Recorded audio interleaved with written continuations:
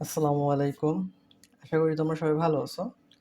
আজকে আমরা এই অধ্যায়ের তোমাদের বার্ষিক পরীক্ষা যতটুকু রয়েছে, তোমরা জানো যে এই চ্যাপ্টারটা সম্পূর্ণ নেই। তো যতটুকু আছে আজকে আমরা এটা সম্পূর্ণ শেষ করব।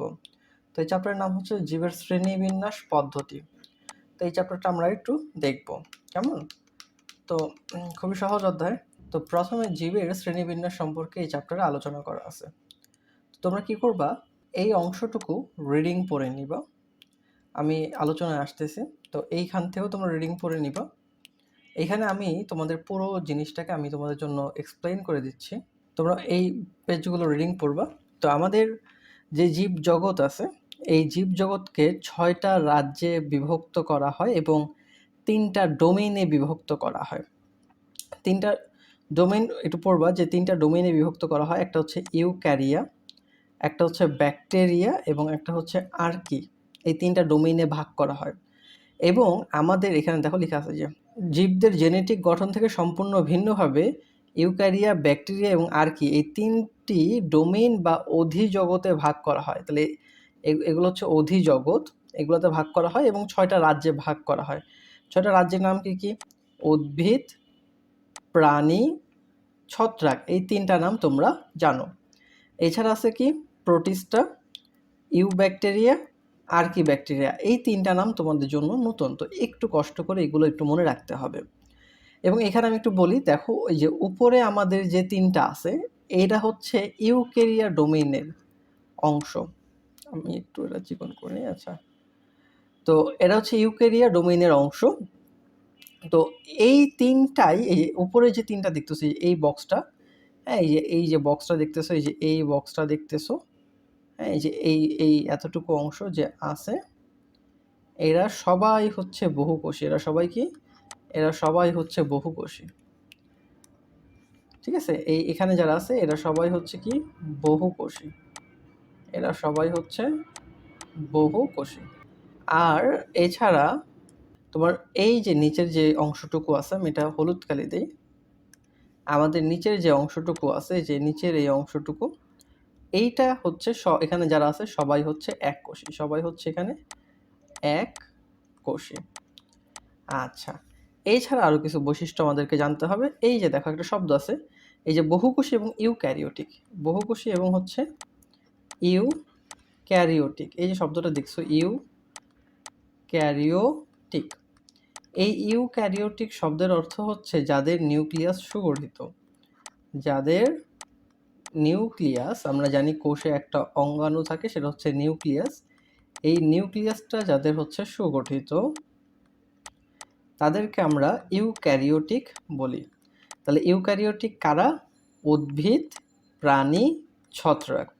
আর এই যে নিচের যে আমার অংশটুকু ছিল, এই যে প্রোটিস্টা, ইউব্যাকটেরিয়া, আর্কি ব্যাকটেরিয়া, এরা সবাই এককোষী। প্রোটিস্টা এককোষী, বহুকোষী দুইটাই হয়, জন্য ওকে 2 ঘরেই রাখা হয়েছে। সো এছাড়া যে এরা হচ্ছে প্রোক্যারিওটিক। এরা কি? এরা হচ্ছে প্রোক্যারিওটিক। এরা হচ্ছে প্রোক্যারিওটিক। প্রোক্যারিওটিক। প্রোক্যারিওটিক অর্থ কি? প্রোক্যারিওটিক অর্থ হচ্ছে যাদের নিউক্লিয়াস সুগঠিত না। যাদের নিউক্লিয়াস কি না? সুগঠিত না।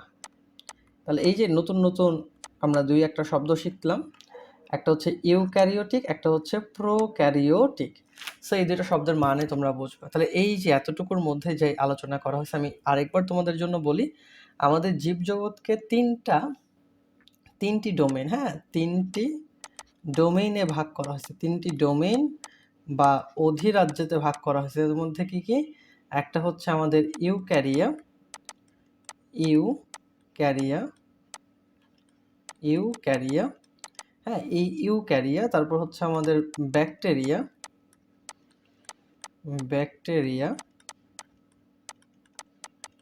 এবং হচ্ছে আমাদের আর্কি। ঠিক আছে? এবং হচ্ছে কি? আর্কি। আর আমাদের প্রাণী জগৎকে মানে আরও 6টা পর্বে বা রাজ্যে ভাগ করা হয়েছে। সেগুলো কি কি? উদ্ভিদ, প্রাণী, ছত্রাক, প্রোটিস্টা, ইউব্যাকটেরিয়া, আর্কি ব্যাকটেরিয়া। তো এখানে আমরা ইউক্যারিওটিক একটা নতুন শব্দ শিখলাম। ইউক্যারিওটিক এই শব্দটার অর্থ হচ্ছে যে সকল প্রাণীর নিউক্লিয়াস সুগঠিত, বা যেসব প্রাণীর কোষের যে নিউক্লিয়াস সেটা সুগঠিত, আর যদি নিউক্লিয়াস সুগঠিত না হয় সেটাকে আমরা বলবো হচ্ছে প্রোক্যারিওটিক। সো এই যে দুইটা শব্দ আমরা শিখলাম। এখন আমরা এই 6টা রাজ্য সম্পর্কে একটু বিস্তারিত আলোচনা করব, কেমন? তো চলো শুরু করি। তো দেখো, প্রথমে আছে হচ্ছে প্রাণী। প্রাণী হচ্ছে সর্ববৃহৎ রাজ্য। প্রাণী হচ্ছে আমাদের এখানে সর্ববৃহৎ রাজ্য, ঠিক আছে? প্রাণীটা হচ্ছে আমাদের সর্ববৃহৎ রাজ্য। আচ্ছা, এইটা কতটুকু আছে? এটা আছে প্রায় হচ্ছে তোমার 10 লক্ষ। এটা কতটুকু আছে? 10 লক্ষ প্রজাতি আছে। তাহলে সবচাইতে বড় বড় কোনটা? সবচাইতে বড় হচ্ছে প্রাণী, যার যে সংখ্যা হচ্ছে 10 লক্ষ। এগুলো আন্ডারলাইন করে রাখবা। তো প্রাণীতে যারা থাকে, এই প্রাণী রাজ্যে যারা আছে, এরা বহুকোষী, মানে অনেকগুলো কোষ দিয়ে গঠিত। যেমন আমরা ইউক্যারিওটিক। ইউক্যারিওটিক মানে একটু আগে বললাম, আমি আরেকবার মনে করাই দিচ্ছি, যাদের নিউক্লিয়াস সুগঠিত, যাদের নিউক্লিয়াস সুগঠিত, তারা হচ্ছে ইউক্যারিওটিক। এরা চলতে সক্ষম, পরভোজী। পরভোজী মানে হচ্ছে এরা নিজেদের খাদ্য নিজেরা তৈরি করে না। খাদ্য, নিজেদের যে খাদ্য, এটা এরা নিজেরা তৈরি করে না, অর্থাৎ এরা অন্যের উপর নির্ভর করে। খাদ্য নিজেরা তৈরি করে না, এরা অন্যের উপর নির্ভরশীল। এবং এরা কি ধরনের প্রজনন দেয়? এরা হচ্ছে যৌন প্রজনন দিয়ে বংশবৃদ্ধি করে। তাহলে আমাদের প্রাণী, এই কনসেপ্টটা ক্লিয়ার। তোমরা এটা পড়বা, বারবার পড়বা। এই চ্যাপ্টারটা যেহেতু বায়োলজির অংশ, তোমরা যখন 9-10 উঠবা তখন বায়োলজি একটা সাবজেক্ট থাকবে, সেই সাবজেক্টের অন্তর্ভুক্ত অধ্যায় হচ্ছে এইটা। তো এর মধ্যে আমাদের প্রাণী কি পড়লাম? প্রাণী হচ্ছে সবচাইতে বড় রাজ্য। যদি পরীক্ষার প্রশ্ন আসে বলো যে সবচাইতে বড় রাজ্য কোনটা প্রাণী জগতে, তাহলে সরি, জীব জগতে, তাহলে তোমাদের বলতে হবে প্রাণী। এটার প্রজাতি কত লক্ষ আছে? এটার প্রজাতি আছে 10 লক্ষ। এর বৈশিষ্ট্য কি? এরা বহুকোষী, ইউক্যারিওটিক, চলতে সক্ষম, পরভোজী, এবং এরা যৌন প্রজনন দিয়ে বংশবৃদ্ধি করে। এরপর আমাদের আছে হচ্ছে উদ্ভিদ। উদ্ভিদ প্রায় আছে 2.5 লক্ষ। দেখো, প্রাণী হচ্ছে 10 লক্ষ, উদ্ভিদ হচ্ছে প্রায় 2.5 লক্ষ। এবং এই যে তুমি এই যে প্রথম যে 3টা দেখতেছো, এই 3টা হচ্ছে বহুকোষী, তাহলে, এবং ইউক্যারিওটিক।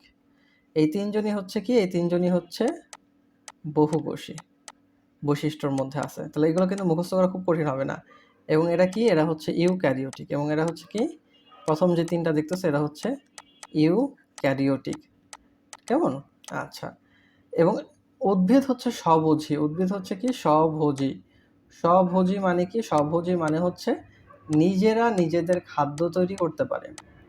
নিজেরা নিজেদের খাদ্য তৈরি করতে পারে, ঠিক আছে? আচ্ছা, এছাড়া কি দেখো, উদ্ভিদ কোষে ক্লোরোপ্লাস্ট আছে। উদ্ভিদ কোষে কি আছে? ক্লোরোপ্লাস্ট। আচ্ছা ভাই, ক্লোরোপ্লাস্ট জিনিসটা দিয়ে বোঝায় উদ্ভিদ যে সবুজ বর্ণ হয়। উদ্ভিদ যে কি বর্ণ হয়? সবুজ বর্ণ হয়। এই সবুজ বর্ণের জন্য দায়ী হচ্ছে আমাদের ক্লোরোপ্লাস্ট। এবং সালোক সংশ্লেষণের মাধ্যমে নিজের খাবার নিজে তৈরি করে এবং জীবজগতের অন্যান্য প্রাণীদের খাদ্য সরবরাহ করে। মানে আমরা বেঁচে থাকার জন্য উদ্ভিদের উপর নির্ভরশীল। আমরা কিন্তু ফল মূল শাক সবজি যা কিছু খাই, এগুলো কিন্তু উদ্ভিদের উপর নির্ভরশীল। এরা উদ্ভিদের মধ্যে পড়া যায়। এছাড়াও এটা কি করে? অক্সিজেন সৃষ্টি করে, যেটা আমরা নিঃশ্বাসের সময় গ্রহণ করে থাকি। এবং জীবজগৎকে বাঁচায় রাখার জন্য এই অক্সিজেনের গুরুত্ব কিন্তু অনেক বেশি। এরপর আসো ছত্রাক। দেখো, প্রাণী আছে আমাদের 10 লক্ষ, প্রাণী আছে 10 লক্ষ, উদ্ভিদ আছে 2.5 লক্ষ, এবং ছত্রাক আছে হচ্ছে আমাদের 1.5 লক্ষ। কত লক্ষ? 1.5 লক্ষ। এবং এগুলো কি হবে? এগুলো বহুকোষী হবে, এটাও ইউক্যারিওটিক হবে, এবং এইটা পরভোজী। এটা কি? পরভোজী জীব, মানে এরা নিজেরা নিজেদের খাদ্য তৈরি করতে পারে না। এবং পচনশীল জৈব পদার্থ থেকে ছত্রাক পুষ্টিকর খাদ্য তৈরি করে পরিবেশকে রক্ষা করে। তো মোটামুটি আমাদের প্রথম 3টা হয়ে গেছে, এগুলো তোমরা একটু পড়বা। এরপর আসো প্রোটিস্টা, ঠিক আছে? প্রোটিস্টা, এই যে প্রোটিস্টা, এরা এককোষী হয়ে থাকে। এরা কি হয়ে থাকে? এরা হয়ে থাকে এককোষী, ইউক্যারিওটিক, নিউক্লিয়াস সুগঠিত, এবং হচ্ছে পরভোজী। তাহলে এই উপরের যে 3টা পড়ছে, এটা কিন্তু ইউক্যারিওটিক এবং বহুকোষী। কিন্তু এই একটা মাত্র জীব যেটা ইউক্যারিওটিক, কিন্তু কি? এককোষী। সো এটা একটু অন্যরকম, এটা একটু পড়বে, এটা মাঝামাঝি একটা অবস্থায় থাকে।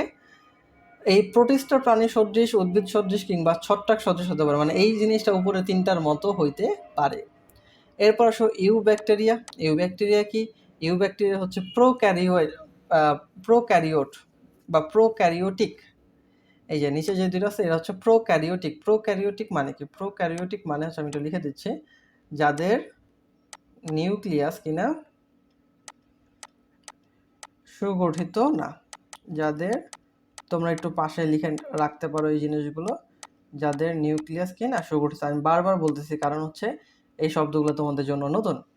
ইউব্যাকটেরিয়া কি? বাইনারি ফিশন বা অ্যামাইটোসিস পদ্ধতি। মনে রাখবা নিম্ন শ্রেণীর যে পদ্ধতিগুলা, এই তারা যে কোষ বিভাজন করে, কোষ বিভাজনের একটা পদ্ধতি হচ্ছে অ্যামাইটোসিস। কোষ বিভাজন আমরা পড়বো। কোষ বিভাজন কি কি আছে বলো তো? আমরা এর আগের কোনো একটা চ্যাপ্টারে পড়ছি। কোষ বিভাজন হচ্ছে 3 ধরনের হয়, তাই তো? এর মধ্যে একটা হচ্ছে অ্যামাইটোসিস। অ্যামাইটোসিস নিয়ে আমাদের খুব বেশি পড়াশোনা করতে হয় না, কারণ এটা হচ্ছে নিম্ন শ্রেণীতে ঘটে। এছাড়া আমাদের আছে হচ্ছে ভাইয়া মাইটোসিস। আমাদের দেহ কোষ বিভাজনে আমাদের মাইটোসিস কোষ বিভাজনটা সম্পন্ন হয়। আর আমাদের জনন কোষের জন্য আমাদের যে কোষ বিভাজন হয় সেটা হচ্ছে মিওসিস কোষ বিভাজন পদ্ধতি। মিওসিস। সো এই যে তিনটা, এই তিনটা হচ্ছে আমাদের কোষ বিভাজন পদ্ধতি। ঠিক আছে, সো এটা একটু তোমরা দেখবা। ইউব্যাকটেরিয়া অযৌন প্রজনন করে থাকে। এরা মানুষকে রোগাক্রান্ত করতে পারে। সো যদি বলে কারা মানুষকে রোগাক্রান্ত করতে পারে, সেটা উত্তর হবে ইউব্যাকটেরিয়া। এরপর আসো লাস্ট, নাকি কি? আর্কিব্যাকটেরিয়া। আর্কিব্যাকটেরিয়া প্রোক্যারিওটিক এককোষী আদি ব্যাকটেরিয়া। এরা সমুদ্রের গভীরে, আগ্নেয়গিরির জ্বালামুখ, অতি লবণাক্ত স্থান, এরকম প্রতিকূল পরিবেশেও আর্কিব্যাকটেরিয়া পাওয়া যায়। এরা মানুষকে রোগাক্রান্ত করতে পারে না। যেহেতু এগুলো ব্যাকটেরিয়া থেকে অনেক ভিন্ন, সেজন্য অনেক সময় এদেরকে শুধু কি বলা হয়? এদেরকে শুধু আর্কিয়া বলা হয়। এদেরকে শুধু কি বলা হয়? আর্কিয়া বলা হয়। তো তোমরা এগুলো একটু পড়বা, আশা করি পড়লে পারবা। এরপর আসো আমাদের ভাইয়া, এই যে টার্মটা, এটা গুরুত্বপূর্ণ, এটা আছে এই অবধি আমাদের পরীক্ষার হলে আছে। আমি তোমাদেরকে শুরুতে একটু ইন ডিটেলস আলোচনা করবো, মানে যা কিছু আছে আমি একটু তোমাদের এই জন্য আলোচনা করব, তোমরা পড়বা।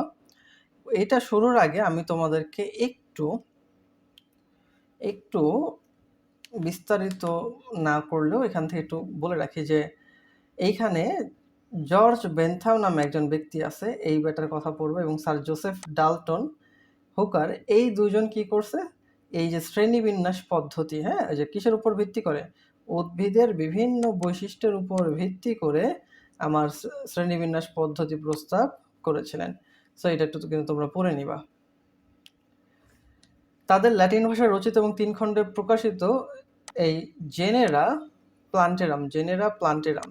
প্লান্টেরাম এই বইতে তারা উদ্ভিদের বিভিন্ন শ্রেণীবিন্যাস করছে। স্যার জোসেফ ডাল্টন হুকার এবং হচ্ছে তোমার জর্জ বেন্থাম, এই দুজন সম্পর্কে তোমরা একটু পড়ে নিবা, কেমন? আচ্ছা, তো এর মধ্যে একটা হচ্ছে অপুষ্পক উদ্ভিদ। অপুষ্পক উদ্ভিদ কারা? যে সকল উদ্ভিদে কখনো কি হয় না? যে সকল উদ্ভিদে কখনো ফুল হয় না। অপুষ্পক উদ্ভিদ কারা? অপুষ্পক উদ্ভিদ হচ্ছে যাদের কখনো কি হয় না? ফুল হয় না। ফুল হয় না। ফুল হয় না এই কথাটার মানে হচ্ছে এদের গর্ভাশয় থাকে না। এদের কি থাকে না? গর্ভাশয় থাকে না। তাহলে অপুষ্পক উদ্ভিদ, অপুষ্পক, পুষ্প মানে ফুল, আর অপুষ্পক মানে ফুল হয় না। তাহলে যে সকল উদ্ভিদে ফুল হয় না, যে সকল উদ্ভিদে কখনো কি হয় না? ফুল হয় না, তাদেরকে আমরা বলবো অপুষ্পক উদ্ভিদ। মুখস্থ হয়ে যাবে। যে সকল উদ্ভিদে কখনো ফুল হয় না, তাদেরকে আমরা বলবো হচ্ছে অপুষ্পক উদ্ভিদ। তো ভাইয়া, এদের বংশবৃদ্ধি কিভাবে হয়? এদের রেণু বা স্পোরের দ্বারা এদের কি হয়ে থাকে? বংশবৃদ্ধি হয়ে থাকে। এখন এই যে অপুষ্পক উদ্ভিদ, এদেরকে 3টা ভাগে ভাগ করা হয়। ঠিক আছে, 3টা ভাগে ভাগ করা হয়। একটা হচ্ছে সমাঙ্গবর্গ, মশবর্গ, ফার্নবর্গ। আচ্ছা, একটু এখানে দেখো, আমাদের পাশে একটা সুন্দর ডায়াগ্রাম দেয়া আছে। তো উদ্ভিদের শ্রেণীবিন্যাস, ফুল ফোটা নিয়ে 2 ভাগে ভাগ করা হয়। একটা হচ্ছে অপুষ্পক, একটা হচ্ছে সপুষ্পক। আমি এখান থেকে তোমাদেরকে একটু পড়াই দিচ্ছি, হ্যাঁ, তাহলে পুরোটা কনসেপ্টটা ক্লিয়ার হয়ে যাবে। আর আমাদের এতটুকুই কিন্তু পড়াশোনা এই ফাইনাল এক্সামের জন্য, এই অপুষ্পক সপুষ্পক উদ্ভিদ অবধি। তো যে সকল উদ্ভিদে ফুল হয় না তাদেরকে অপুষ্পক উদ্ভিদ বলে, আর যে সকল উদ্ভিদে ফুল হয়, যে সকল উদ্ভিদে কি হয়? ফুল হয়, তাদেরকে আমরা সপুষ্পক উদ্ভিদ বলবো। অপুষ্পক উদ্ভিদকে 3 ভাগে ভাগ করা হয়। অপুষ্পক উদ্ভিদকে 3 ভাগে ভাগ করা হয়। সমাঙ্গ বর্গ, মশ বর্গ, ফার্ন বর্গ। তো সমাঙ্গ বর্গ কি? সমাঙ্গ বর্গ হচ্ছে যে সকল উদ্ভিদের দেহকে, আমি একটু এটাকে এখানে লিখি, উদ্ভিদের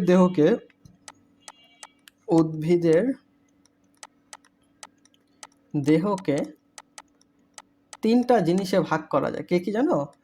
মূল, কাণ্ড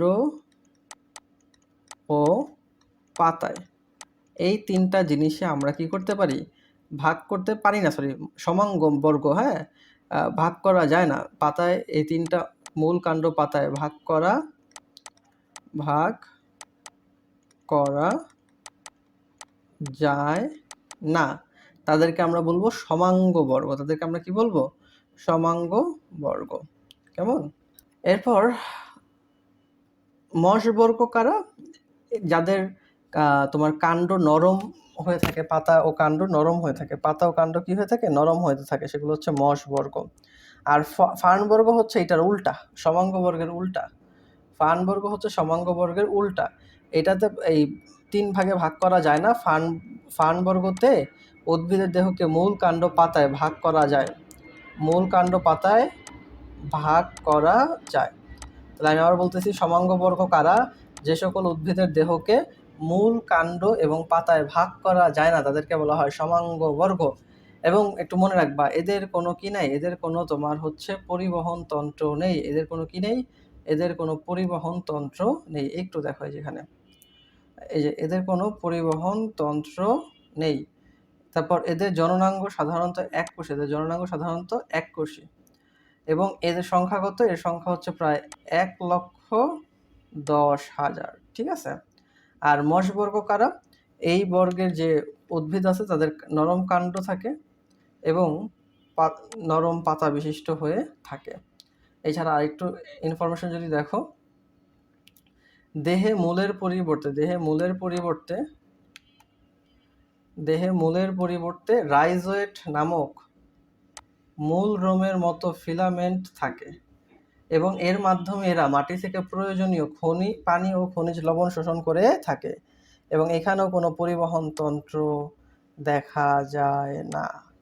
এবং এর সংখ্যা প্রায় অনেক কম। কত? প্রায় 23,000। প্রায় কতটুকু? প্রায় 23,000। আর ফার্ন বর্গ কি? ফার্ন বর্গ হচ্ছে আমাদের ওই প্রথমটার উল্টা। এদের দেহকে, এই যে ফার্নবর্গীয় উদ্ভিদের দেহকে মূল, কাণ্ড, পাতায় বিভক্ত করা যায়। এদের দেহে পরিবহন তন্ত্র রয়েছে। এর সংখ্যা প্রায় 10,000-এর মতো। এরপর আসো সপুষ্পক উদ্ভিদ। সপুষ্পক উদ্ভিদ কি? তাহলে যে সকল উদ্ভিদে ফুল হয় তাদেরকেই আমরা বলবো সপুষ্পক উদ্ভিদ। যে সকল উদ্ভিদে ফুল হয় তাদেরকে আমরা কি বলবো? সপুষ্পক উদ্ভিদ। এটাকে কয় ভাগে ভাগ করা হয়েছে? এটাকে 2 ভাগে ভাগ করা হয়েছে। একটা হচ্ছে নগ্নবীজি, একটা হচ্ছে আবৃতবীজি। নগ্নবীজি কারা? নগ্নবীজি হচ্ছে যাদের গর্ভাশয় থাকে না। নগ্নবীজি কারা? যাদের গর্ভাশয় থাকে না, মানে বীজ উন্মুক্ত থাকে। হ্যাঁ, গর্ভাশয় হচ্ছে একটা থলের মতো। যদি গর্ভাশয় না থাকে তখন তাদের ফল হয় না। কি হয় না? এদের ফল হয় না। এদের কি তৈরি হয় না? এদের ফল তৈরি হয় না। আর আবৃতবীজি উদ্ভিদে বীজটা কি থাকে ভাইয়া? গর্ভাশয়ের মধ্যে থাকে। ঠিক আছে? গর্ভাশয় থাকে এবং ফল তৈরি হয়। তাহলে এটা আমরা লিখে দেই যে এখানে কি থাকে? গর্ভাশয় থাকে এবং ফল তৈরি হয়, এবং ফল তৈরি হয়। তাহলে সপুষ্পক উদ্ভিদ কারা? যে সকল উদ্ভিদে ফুল হয় বা বীজ আছে তারাই হচ্ছে সপুষ্পক উদ্ভিদ। সপুষ্পক উদ্ভিদ 2 ধরনের, একটা নগ্নবীজি, একটা আবৃতবীজি। নগ্নবীজি কারা? যে সকল সপুষ্পক উদ্ভিদে গর্ভাশয় থাকে না তাদেরকে নগ্নবীজি বলে, আর যাদের গর্ভাশয় থাকে তাদের আবৃতবীজি বলে। নগ্নবীজিতে ফল তৈরি হয় না, আবৃতবীজিতে ফল তৈরি হয়। ঠিক আছে? এখানে কিছু উদাহরণ পড়তে পারো নগ্নবীজির জন্য। নগ্নবীজির জন্য উদাহরণ হিসেবে পড়তে পারো সাইকাস। তোমরা একটু জেনে রাখতে পারো, জাস্ট সাইকাস। এটার উদাহরণ হিসেবে মনে রাখতে পারো সাইকাস। ঠিক আছে? সাইকাস, পাইনাস, হ্যাঁ, সাইকাস। আবার এর সাথে সাথে আরেকটা নাম মনে রাখতে পারো, সেটা হচ্ছে পাইনাস। কেমন? আর আবৃতবীজীকে দুই ভাগে ভাগ করা হয়, একটা হচ্ছে একবীজপত্র উদ্ভিদ, একটা হচ্ছে দ্বিবীজপত্র উদ্ভিদ। একবীজপত্র উদ্ভিদ, একটা হচ্ছে দ্বিবীজপত্র উদ্ভিদ।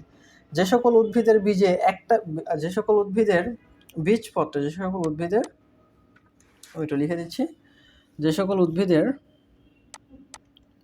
বীজপত্রে বীজপত্রে একটি বীজ থাকে, যে সকল উদ্ভিদের বীজপত্রে একটি বীজ থাকে, তো একটু উল্টা বলে ফেলছি, দাঁড়াও, একটু উল্টা বলে ফেলছি। যে সকল উদ্ভিদের বীজে, যে সকল উদ্ভিদের বীজে, যে সকল উদ্ভিদের বীজে একটি বীজপত্র থাকে, একটি বীজপত্র থাকে, তাদেরকে আমরা বলি একবীজপত্রী উদ্ভিদ। দেখো নামের মধ্যে আছে এক বীজপত্রী, মানে একটা বীজপত্র থাকে। আর দ্বিবীজপত্রী কি? যে সকল উদ্ভিদের বীজে দুইটি বীজপত্র থাকে, তাদেরকে আমরা বলবো দ্বিবীজপত্রী উদ্ভিদ। আমরা এর পরের পৃষ্ঠায় একটু এটার এক্সাম্পল দেখে নেই, চলো একটু এক্সাম্পল দেখে নেই। আমাদের এই অবধি মোটামুটি আছে। সো একবীজপত্রী উদ্ভিদ, দেখো যেখানে একবীজপত্রী উদ্ভিদ কারা? একবীজপত্রী উদ্ভিদ হচ্ছে যে সকল উদ্ভিদের বীজে একটা বীজপত্র থাকে, তাদেরকে আমরা বলি একবীজপত্রী উদ্ভিদ। ঠিক আছে, আমি এখান থেকে কিছু লাইন তোমাদেরকে জন্য দাগাই দিচ্ছি। যে সকল উদ্ভিদের বীজে একটি বীজপত্র থাকে, তাদেরকে একবীজপত্রী উদ্ভিদ বলা হয়। এবং এখান থেকে মনে রাখবা উদাহরণগুলো ধান, গম, কলা, কচু, নারকেল, এদের একটা বীজ থাকে, এজন্য এটা হচ্ছে একবীজপত্রী উদ্ভিদের উদাহরণ। দ্বিবীজপত্রী কি? যে সকল উদ্ভিদের বীজে দুইটা বীজপত্র থাকে, সেগুলোকে দ্বিবীজপত্রী উদ্ভিদ বলা হয়। এরপর মাঝখানে কিছু বৈশিষ্ট্য পড়ে নিবা, যেমন কি কাঁঠাল, লিচু, রাই, সরিষা, ধুতুরা, এদের দুইটা বীজপত্র থাকে। এগুলোকে আবার তিনটা ভাগে ভাগ করা হয়। একটা হচ্ছে বিযুক্ত দল উদ্ভিদ, যুক্ত দল উদ্ভিদ, এবং হচ্ছে দলহীন উদ্ভিদ। দল মানে কি? দল মানে পাপড়ি। দল মানে কি? দল মানে হচ্ছে পাপড়ি। পাপড়ি তো বুঝো, যে ফুলের এই যে এগুলাকে বলা হয় বা পাপড়ি। তো যদি এই যে দলগুলা যদি তোমার পৃথক থাকে, যে আলাদা আলাদা থাকে, কি থাকে? আলাদা আলাদা থাকে, দলগুলো আলাদা আলাদা থাকে, এগুলোকে বলা হয় বিযুক্ত দল উদ্ভিদ। যেমন, হ্যাঁ, বিযুক্ত দল উদ্ভিদ, যেমন সরিষা হতে পারে।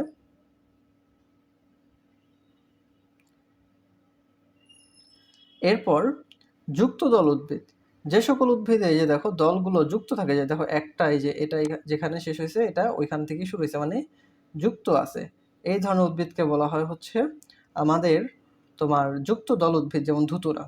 আর যে সকল উদ্ভিদে পাপড়ি দেখা যায় না, যে সকল উদ্ভিদে পাপড়ি দেখা যায় না, তাদেরকে বলা হয় দলহীন উদ্ভিদ। কি উদ্ভিদ? দলহীন। তাহলে বিযুক্ত দল মানে কি? পাপড়িগুলা আলাদা আলাদা থাকে, পৃথক থাকে, ঠিক আছে। যুক্ত দল কি? দলগুলা পরস্পরের সাথে যুক্ত থাকে। দলহীন কি? যাদের দলই নাই, মানে পাপড়ি নাই, যে সকল উদ্ভিদে পাপড়ি নাই, তাদেরকে বলা হয় দলহীন উদ্ভিদ। কি বলা হয়? দলহীন উদ্ভিদ। তো তোমাদের এই অবধি মোটামুটি সিলেবাসে আছে, তো তোমরা এইগুলো একটু পড়বা। আমি তোমাদের জন্য জিনিসটাকে একটু সামারাইজ করে দেই। আমরা আমরা হচ্ছে এই যে জিনিসটা পড়তেছি, এটা হচ্ছে আমাদের বীজের উপর নির্ভর করে। একটা হচ্ছে আমাদের নগ্নবীজী উদ্ভিদ, একটা হচ্ছে আমাদের আবৃতবীজী উদ্ভিদ। একটা হচ্ছে নগ্নবীজী, একটা হচ্ছে আবৃতবীজী। আচ্ছা, এখানে সামারিটা করি। তো আমাদের যা কিছু আমরা পাইলাম, আমি একটু বলি যে আমাদের ভাইয়া যে উদ্ভিদ আছে, উদ্ভিদটাকে দুইটা শ্রেণীতে ভাগ করা হয়। কি কি ছিল আমাদের মনে আছে তোমাদের? বলো দেখি কি কি মনে ছিল কিনা। এই দেখো, শ্রেণীবিন্যাস: অপুষ্পক, সপুষ্পক। অপুষ্পককে তিন ভাগে ভাগ করা হয়: সমাঙ্গবর্গ, মশবর্গ, ফার্নবর্গ। সমাঙ্গবর্গ কারা? যাদের আমার কি বলতো, যে সকল উদ্ভিদের দেহকে মূল, কাণ্ড, পাতায় ভাগ করা যায় না, তাদেরকে সমাঙ্গবর্গ উদ্ভিদ বলা হয়। আর ফার্নবর্গ কারা? যাদেরকে তিন ভাগে ভাগ করা যায়। আর মশবর্গ কারা? যাদের, যে সকল উদ্ভিদের নরম কাণ্ড এবং পাতা বিশিষ্ট হয়ে থাকে, তারা হচ্ছে মশবর্গ। আর সপুষ্পক, সপুষ্পককে দুই ভাগে ভাগ করা হয়: একটা হচ্ছে আবৃতবীজী, একটা হচ্ছে নগ্নবীজী। একটা হচ্ছে আবৃতবীজী, একটা হচ্ছে নগ্নবীজী। আবৃতবীজী কি? যে সকল উদ্ভিদের কি থাকে বলতো, আমার গর্ভাশয় থাকে। হ্যাঁ, যেখানে আমরা পড়ছিলাম, ওই পড়ছিলাম, এই যে দেখো আবৃতবীজীতে পড়ছিলাম। হ্যাঁ, গর্ভাশয় থাকে তাদেরকে আমরা বলি আবৃতবীজী। আর যাদের গর্ভাশয় থাকে না, তাদেরকে আমরা বলি হচ্ছে নগ্নবীজী। যাদের গর্ভাশয় থাকে না, তাদেরকে আমরা বলি নগ্নবীজি। আবৃতবীজিকে আবার ২ ভাগে ভাগ করা হয়। একবীজপত্রী উদ্ভিদ, দ্বিবীজপত্রী উদ্ভিদ। একবীজপত্রী উদ্ভিদ কি? যাদের বীজে একটা বীজপত্র থাকে। বীজে একটা বীজপত্র থাকলে একবীজপত্রী, ২ টা বীজপত্র থাকলে দ্বিবীজপত্রী, একটা বীজপত্র থাকলে একবীজপত্রী, একটা বীজপত্র। আর যদি ২ টা বীজপত্র থাকে তাহলে সেটা হচ্ছে দ্বিবীজপত্রী। এই দ্বিবীজপত্রী উদ্ভিদকে আবার ৩ ভাগে ভাগ করা হয়। বিযুক্ত দল, যুক্ত দল, দলহীন। বিযুক্ত দল কি? দলগুলা পৃথক থাকে। দল মানে পাপড়ি, পাপড়িগুলা পৃথক থাকে। আর যে সকল উদ্ভিদে দলগুলা পরস্পরের সাথে যুক্ত থাকে তাকে বলা হয় যুক্ত দল। আর যে সকল উদ্ভিদে দলই নাই, তাদেরকে বলা হয় দলহীন, মানে পাপড়ি ছাড়া যে সকল ফুল হয়। তো মোটামুটি এই ছিল এই চ্যাপ্টারের পড়াশোনা। আশা করি তোমরা বুঝতে পারছো। যদি কারো কোনো ধরনের সমস্যা থাকে তাহলে তোমরা জানাবা। এইগুলো একটু বায়োলজি চ্যাপ্টার, তো এগুলো ভাই একটু মুখস্থ টাইপের পড়াশোনা করতে হবে। তো তোমরা একটু পড়াশোনা করো। যদি কোনো সমস্যা হয় বা অন্য কোনো চ্যাপ্টার প্রয়োজন হয় তাহলে বলবা। আর যদি এইভাবে তোমাদের বুঝতে সমস্যা হয় তাহলে জানাবা, আমরা হোয়াইট বোর্ডে ক্লাস নেওয়ার চেষ্টা করব, যেটা তোমাদের জন্য আরো বেশি উপকারী হবে বলে আমার মনে হয়। এই অবধি তোমরা সবাই ভালো থাকো, সুস্থ থাকো। আল্লাহ হাফেজ।